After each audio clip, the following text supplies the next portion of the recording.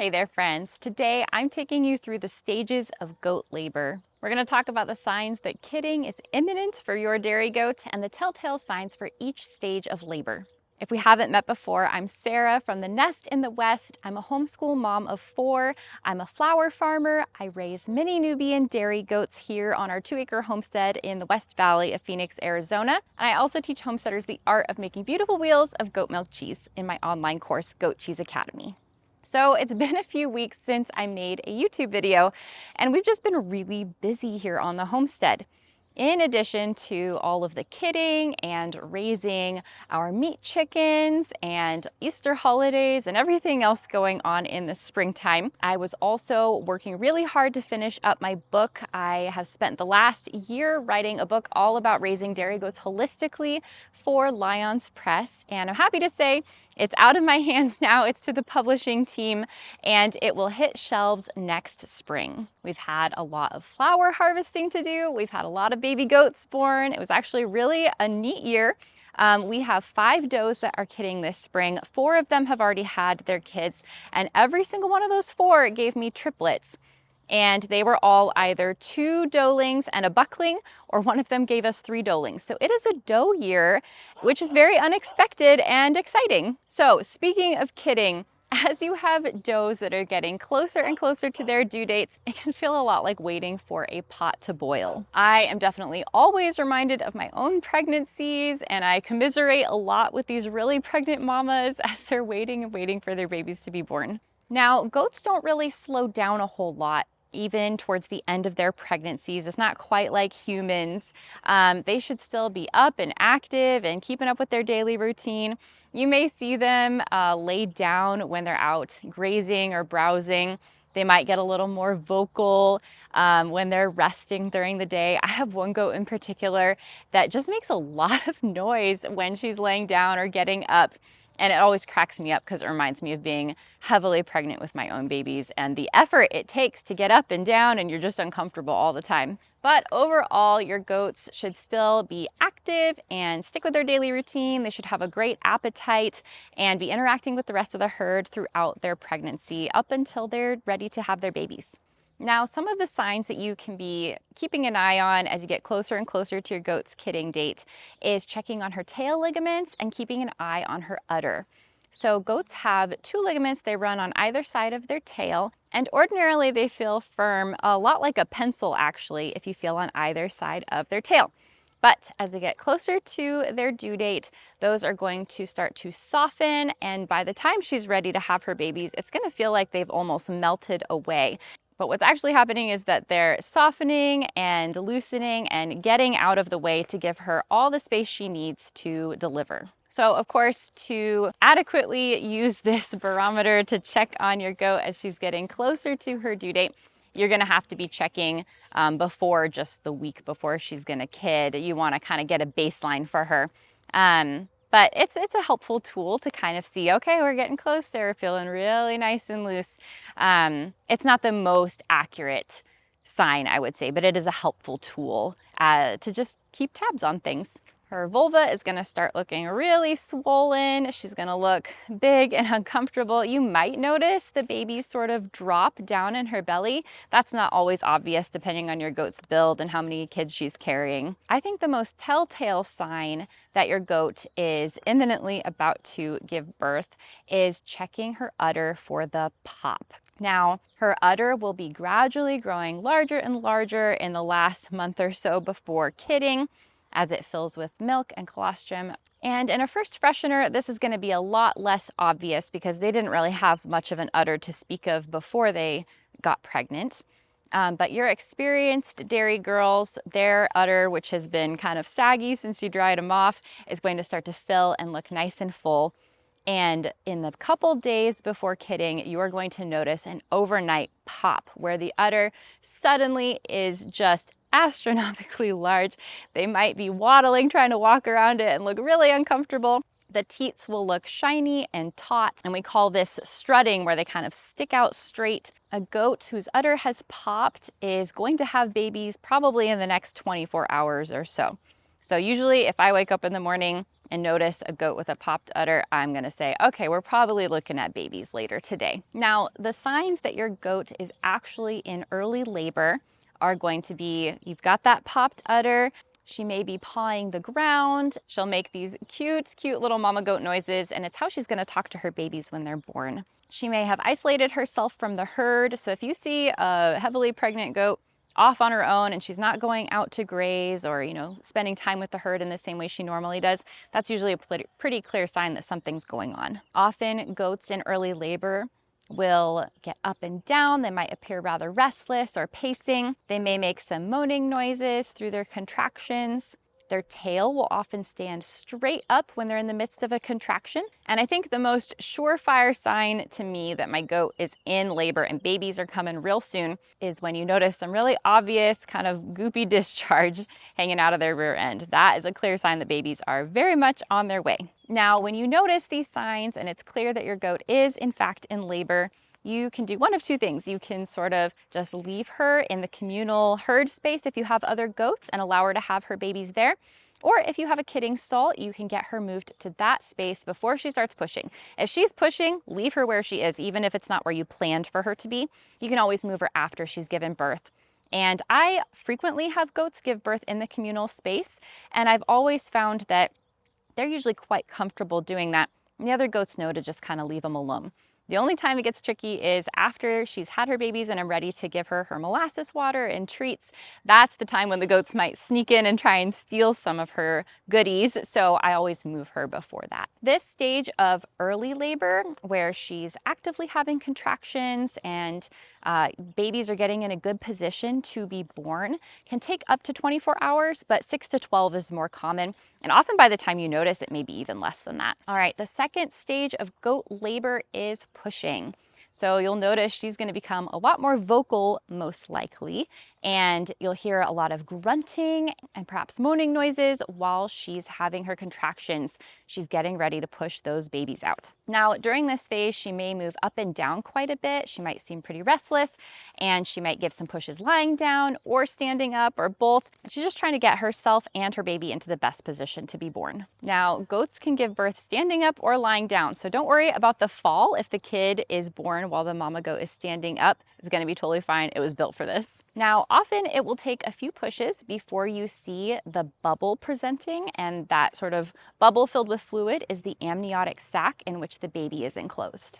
Generally speaking, when your doe has started pushing, actively pushing, you'll want to see some progress within 30 minutes. Same goes if you see the sac, but then she kind of gets stuck there for about 30 minutes. That's another point at which I'd say, okay, something's not right. We need to go in and sort out what's going on with this baby and see if we can get it into a better position and help it be born. Now, you may feel comfortable doing that yourself, and that's great. Or you may have a trusted friend or neighbor or even a vet that you could call on in that instance. But I will say, not to be an alarmist at all, most kids are born perfectly fine on their own from healthy does. They're generally able to get the job done themselves. Okay, so your doe's been pushing, you're seeing the bubble up here, that amniotic sac. Now what? Now this sac may stay intact or it may break as she pushes. Either way is totally fine. If it stays intact, don't feel like you need to go in there and break it. It's actually providing a nice cushion for her as she pushes. Ideally, you will see this kid presenting in the diving position. So that's going to be 2 front hoofs forward and a muzzle following right behind. And sometimes those baby goats have their tongue sticking out. They look just kind of crazy or even dead. Don't be alarmed, it's totally normal. The 2 hooves are going to look pretty white when they're presenting because baby goats have something called slippers on their feet, and they're just a little covering that will fall off in the next 24 to 48 hours, and it protects the mama goats from tearing it all from the baby's hooves. Now, often the baby will come out perfectly fine on its own this way, but if you feel like it's taking a while or you want to help a little bit, you can grasp those 2 front legs firmly and gently, very gently, but firmly pull downward during a contraction, and that will just help to ease the baby's body out. Now, sometimes if the kid is rather large or it's a first-time mama, this can take a few pushes. Don't be alarmed, it's totally normal. You just need to gradually tug a little bit, help get the baby's head and shoulders out, and once that's the case, usually the rest of the body slips out pretty quickly. Sometimes you'll see just one hoof and you need to kind of just reach in and hook around the other one to get it out so that the baby can be born more easily. Once the baby's out, I like to clear any mucus or membranes just off of the kid's face. If it's still in the sac, I might pop it open and just get it off the face at least. And then I get the kid right up to mama so she can start licking it off. She is gonna do a much better job than you at clearing all of the membranes and gunk off of that baby and getting it dry really quickly with her tongue. But you can help out with some rags or paper towels. Now, you don't need to cut the umbilical cord. It will break when the baby is born. And often if it's too long, the doe will nibble it a bit to trim it. Now, goats often give birth to multiples. 2 to 3 kids is normal for most breeds. With some smaller breeds like Nigerian dwarf, you may get 4 or 5 or even more. Usually, if your goat is giving birth to multiples, the next kid is going to come in the next 30 minutes or so, and often a lot faster. When the second kid has been born, you may need to help mama prioritize which kid needs to be cleaned off. So she might keep focusing on the one that she's already cleaned off quite a bit. Meanwhile, the newest baby is real slimy and needs some attention. So you can kind of push the new baby forward and maybe you start helping with the other one just to give mom time to focus on all of her babies. There's a lot going on. She's got multiple kids being born. She just gave birth. It can be kind of a crazy situation for her. Now, I live in a very dry climate and it's warm most of the time. So having the kids get dry really quickly is not a huge concern where I live. But if you live somewhere cold and it is pretty cold when the kids are being born, you may want to bring in a hair dryer to help blow dry those kids off a little bit. Now, stage 3 of goat birth is giving birth to the placenta. So this is a good indication that no more kids are coming. You'll know she's done when you see the placental membranes. Now, these do look a little bit similar to the amniotic sac, that bubble that you saw when the kids were being born, but it is a bit different, and often it's a lot stringier. You might see kind of a bubble full of blood, but that's different than, an amniotic sac filled with a baby. And those membranes are going to hang down. Resist the urge to touch them or pull on them in any way. Just let gravity do its work. It's going to come out on its own. If you pull on it, you run the risk of breaking them and leaving some of the membranes inside, which can lead to infection. So just leave it alone and let her body expel the afterbirth on its own. Now, some goat keepers prefer to remove the placenta right away. They wait around to see it born and then they take it out right away to avoid a choking risk. I tend to take a little bit more laid back approach. I don't necessarily hang around until I see the placenta, and sometimes my goats eat it and sometimes they don't, and I just remove it afterwards. But if you're worried about a goat choking, you can absolutely pay closer attention to that. If you don't find the placenta the next day, don't worry too much. Often the goat just eats it. Now, signs that a placenta may be retained would be membranes hanging from her vulva for more than 24 hours, or an excess of bright red blood. So the dark brown blood, the bleeding after she's kidded, that's totally normal. That's going to happen for another week or two. But bright red blood continuing to leak from her vulva, or foul discharge, or fever, or other signs of infection, those are signs that something's not quite right with the placenta and you're going to need to call in a vet probably. Okay, so those are the stages of goat labor. And so once the kids have been born and mama is just licking them off and getting them ready and everyone's healthy and happy, at this point I turn my attention to my doe and I get her all of her post-labor snacks. So on our farm, we give alfalfa hay right after mama goat has kidded. You could also do pellets, and we get her a nice long drink of warm molasses water. Molasses water is like goat Gatorade for your mama goat. It's got all the electrolytes and things in it to give her a boost after all that hard work she just did. We just do a bucket of warm water. We pour in a few tablespoons of molasses. I just eyeball it, pour in a few glugs. You can also put a pinch of salt in there if you like. And then I also like to give my mama goats a metabolic boosting grain mash. So I do a scoop or 2 of our grain mix, and then I mix in some molasses and brewer's yeast. Make sure you get the unbittered kind so they'll actually eat it. I'll do some kelp granules and maybe some herbal support too, and I mix it all together with some warm water and a pinch of yogurt or yogurt whey for some probiotics. If it was a difficult birth or the kids are kind of slow to start, you can give a bit of Nutri-Drench to your goat mama or the kids just to give them a quick boost of energy to get them going. Now, at this point, the kids should be trying to stand up and starting to try to nurse. Sometimes if it was a difficult labor, they may be a little bit slower to start and they might need a little bit more time, but usually within the first 30 minutes to an hour after birth, those kids are going to be up and on their feet and trying to nurse. So we always help them find the teat. Sometimes they'll suckle all over mom. They'll get her, her front or her legs, and you have to kind of show them the right spot. You can help them out by squirting a little bit of that colostrum right onto their noses and trying to get them into a good position. If you kind of tickle their rump, they'll lean in like they're supposed to, or hopefully mama is licking them, and all of that stimulates them to get into the right position to nurse. Now, what you're looking for to show you that they are effectively nursing and actually getting that colostrum is that you're seeing them suck and swallow, and you're seeing their little tails wag. It's the cutest thing, and that is the sign of a happy baby goat getting a full belly of milk. So we absolutely make sure that all the babies born get enough colostrum. We make sure that they're latched and effectively nursing and everything before we leave the barn. Colostrum is so important for baby ruminants. Colostrum is the first milk that a doe produces after she gives birth. It's thick and sticky and bright yellow. It's more nutrient dense and rich than regular milk, and it's full of antibodies, which the mother goat is passing on to her babies.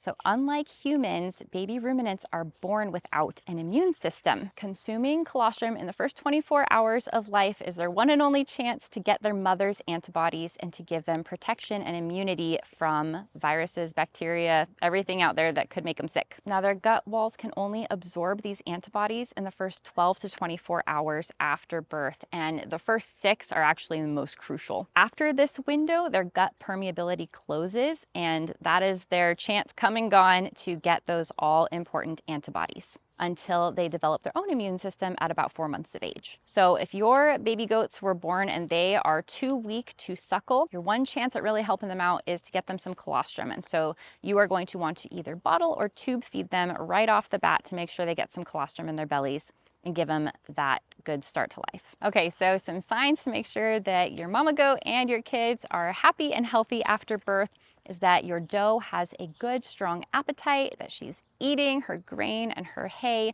and drinking water. She should be really hungry after she went through all of that hard work to give birth. You also want to check that she's interested in her kids. Ideally, she is going to be giving them a lot of love and talking to them in that cute little nickering goat mama voice.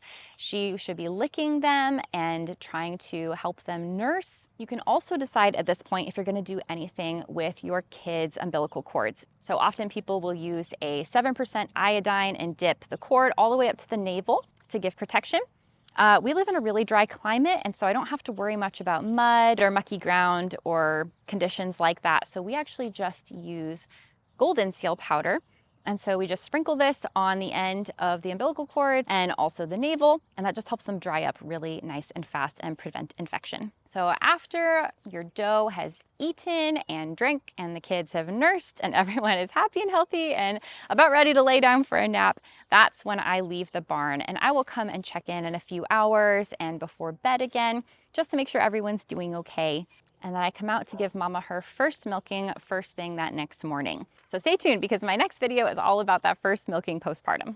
Kidding season is such a whirlwind and exciting time on the homestead. Hopefully this video helped you feel a little bit more prepared and confident as your goats' due dates get closer. I love getting to help beginners get started on the right foot with their dairy goats. There's so much to learn, and it can feel really overwhelming with the amount of information out there on how to best care for your goats. That's why I spent the last year writing my book all about caring for your dairy goats holistically, and it's why I'm now working on a membership to help offer support to beginner and intermediate dairy goat owners. I'm creating this membership community to help goat owners feel confident in caring for their goats naturally and to get to deep dive into the topics you care about most. If a membership like this sounds intriguing to you, go ahead and hop on my waitlist so you can get updates and be the first to know when this membership launches. You can find the link to learn more in the description. Thank you so much for watching. I'm cheering you on in your goat journey, and I'll see you in the next video.